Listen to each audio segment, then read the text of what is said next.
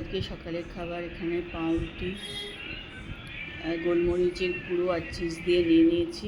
এখানে নিয়ে নিয়েছি দই আর ওই মশলা বন্দি একটু গোলমরিচ গুঁড়ো। এটাই আজকে সকালে হচ্ছে জল খাবার।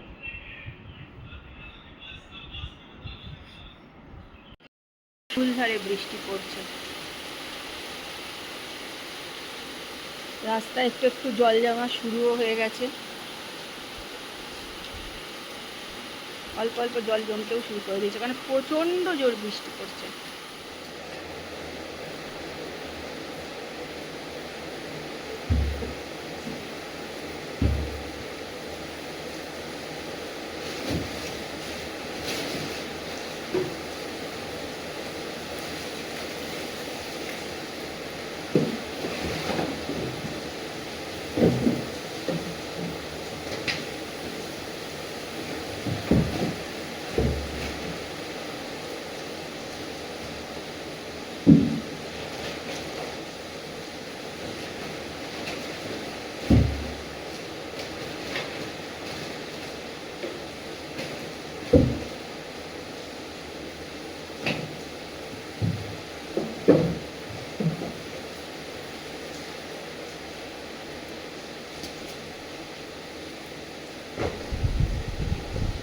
আজকে জুতোগুলো একটুখানি তুলে তুলে গুছিয়ে নিলাম।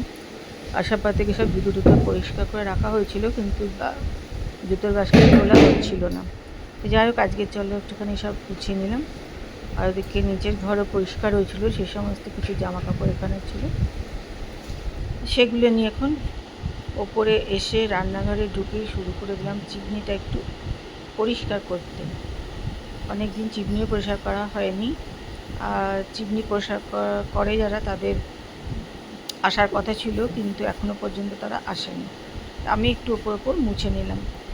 তারা পরিষ্কার করলেও লোক এসে পরিষ্কার করে, কিন্তু তার সত্ত্বেও মাঝে মধ্যে একটু নিজেরও তো করে নিতে হয়। তাই আজকে আমি একটুখানি ওপর ওপর করেই নিচ্ছি, কারণ সব কিছু খুলে টুলে না পরিষ্কার করলে তো হয় না। তাই যখন লোক আসে, আমাদের বছরের করাই থাকে একদম, ওরা আসে ওই 3 মাস না 2 মাস অন্তর অন্তর এসে করে দিয়ে যায়। আমার ঠিক মনে পড়ছে না, মনে হয় 2 মাস অন্তরই আসে ওরা। যাই হোক, আমি আজকে একটু ওপর ওপর করে নিলাম। জিনিস ঘরে শুধু করলেই হয় না, জানো তো, তার পেছনে প্রচণ্ড পরিশ্রম করতে হয়। আর কোথাও গেলে তো আসার পর তো পরিশ্রম একদম দ্বিগুণ হয়ে যায়, বেরিয়ে এসেই শুরু হয়ে যায়। আমাদের ব্যান্ডেল বলাগড়ের রাস্তার অবস্থা দেখো, এই হচ্ছে রাস্তা, জল জমে পুর।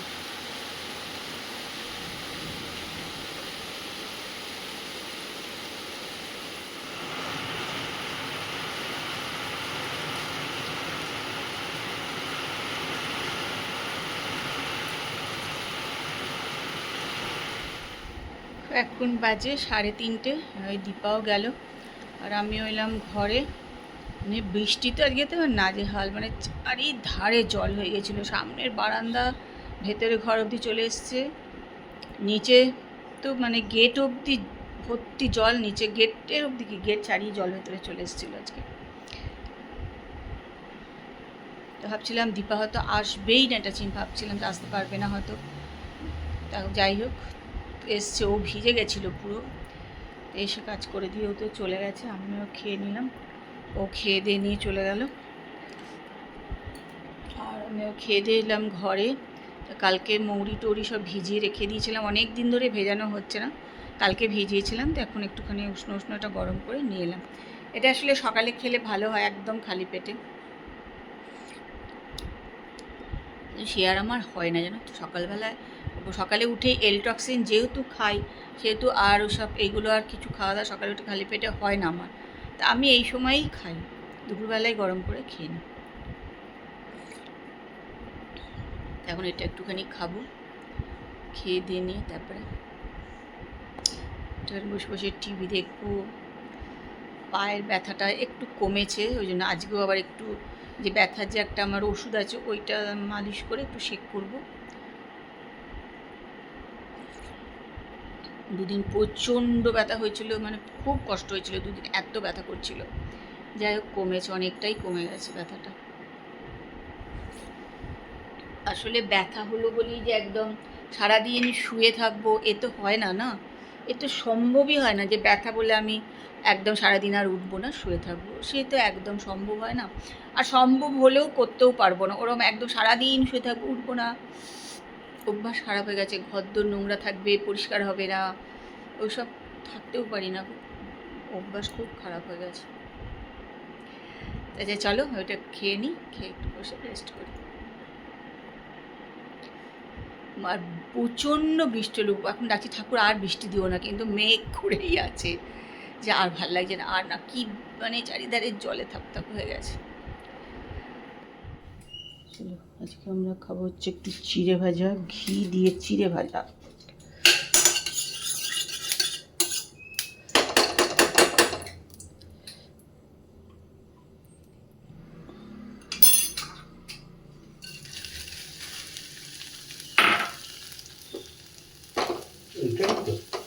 হ্যাঁ হ্যাঁ ওটারই, কিন্তু ওটা এখন লাগানো।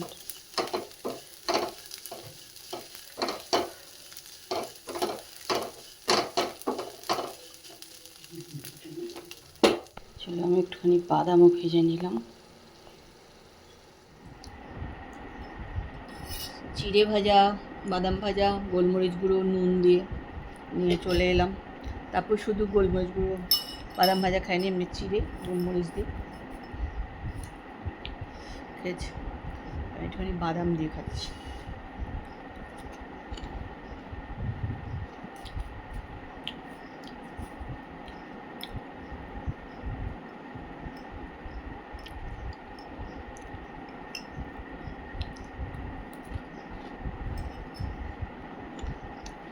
বাদাম ভাজা খেতে আমার বেশ ভালো লাগে, এমনি যে বাদাম থাকে যে খোলার ভেতরে ভাজা বাদাম, বালিতে ভাজে, ওগুলোও আমার বেশ নুন খেতে ভালো লাগে, আর ওগুলো মুড়ি দিয়ে বা চিড়ে দিয়ে এসব দিয়ে খেতে ভালো লাগে। আর তেলে ভেজে তো কমই খাই, কিন্তু এটাও দারুণ খেতে লাগে, তেলে ভেজে বাদাম দিয়ে মুড়ি বা চিড়ে দারুণ লাগে।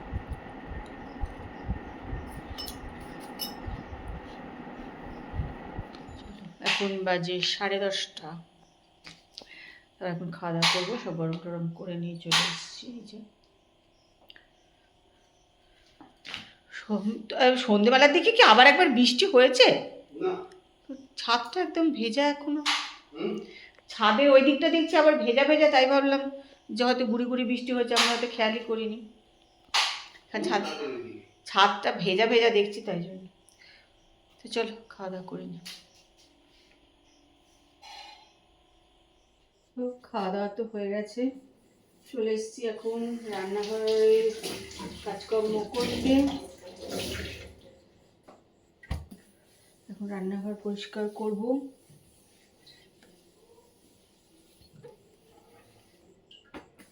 আর যেহেতু কালকে মঙ্গলবারও আছে, গ্যাস ট্যাসগুলো একটু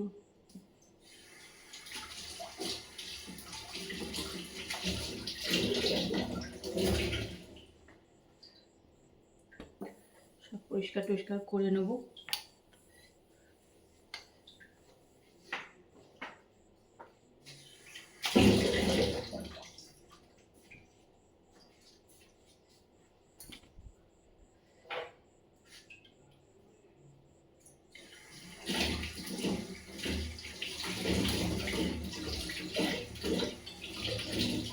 রাত্রিবেলা খাওয়ার পর রান্নাঘরে তো আধ ঘন্টা মতন থাকতেই হয়। আর মঙ্গলবার মানে সোমবার দিন রাত্রিবেলায় একটু বেশিই থাকতে হয়, সেদিন আবার একটু বেশি পরিষ্কার করতেই হয়।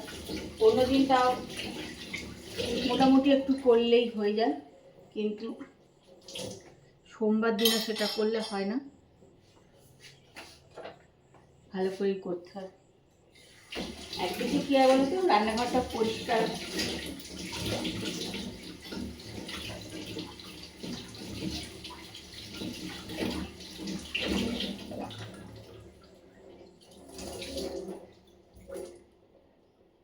পরিষ্কার থাকলে ভালোও লাগে, তাই না?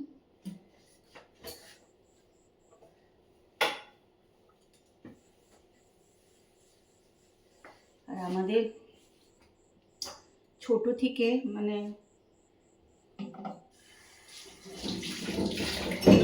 আমরা একটা না ইয়ে হয়ে গেছে যে পরিষ্কার পরিচ্ছন্ন থাকবে, রান্নাঘর পরিষ্কার রাখবে, ঘরদোর পরিষ্কার রাখবে। না, মা লক্ষ্মী চঞ্চল, তুমি যদি নোংরা থাকো মা লক্ষ্মী তোমার ঘরে থাকবে না। এই যে আমরা ছোট থেকে একটা শুনে শুনে আমাদের মাথায় ঢুকে গেছে না, সন্ধেবেলায় চুল এলো করে থাকবে না, শঙ্খের ফু বাজবে, লোকের বাড়িতে শঙ্খ বাজাবে, ঠাকুর সন্ধে দেবে।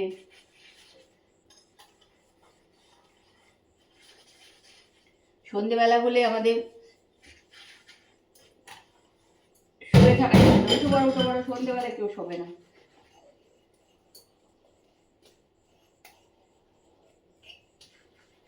আর এগুলো ছোট থেকে মাদের দেখেছি করতে, করে তারা কিছু খারাপ তাদের তো হয়নি যথেষ্ট।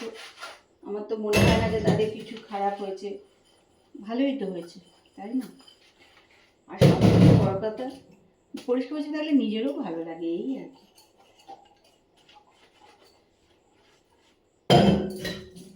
মারা ভয় দেখিয়ে দিয়েছে না।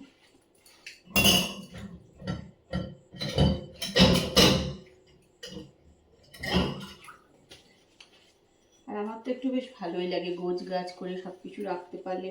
সত্যি করে সবসময় পারিও না সব কিছু, জানো তো, ভালো করে গোছ গাছ করে আজকাল আর রাখতে অত, কিন্তু সত্যি ভালো লাগে বেশ সব কিছু পরিষ্কার পরিচ্ছন্ন করে গুছিয়ে গোছ গাছ করে রাখতে, খুবই ভালো লাগে।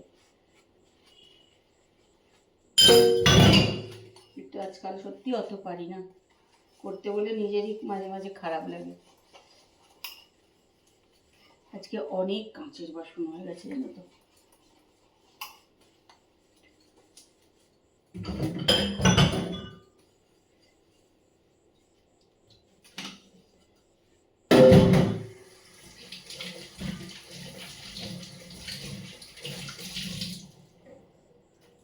প্রচুর কাঁচের বাসন হয়ে গেছে আজকে।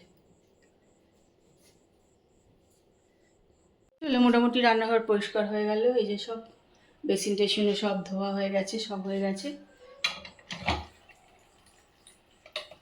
আর এখানে একটুখানি মটর ভিজিয়ে দিলাম। কালকে যদিও কোনো পেঁয়াজ টেঁয়াজ কিছুই হবে না, নিরামিষ হবে এটা, একটু মটর ভিজিয়ে দিলাম। তো চলো আজকের মতন ব্লগ এখানেই শেষ করলাম। যদি ভালো লাগে একটু কমেন্ট করো, লাইক করে দিও। Good night, tata, bye bye.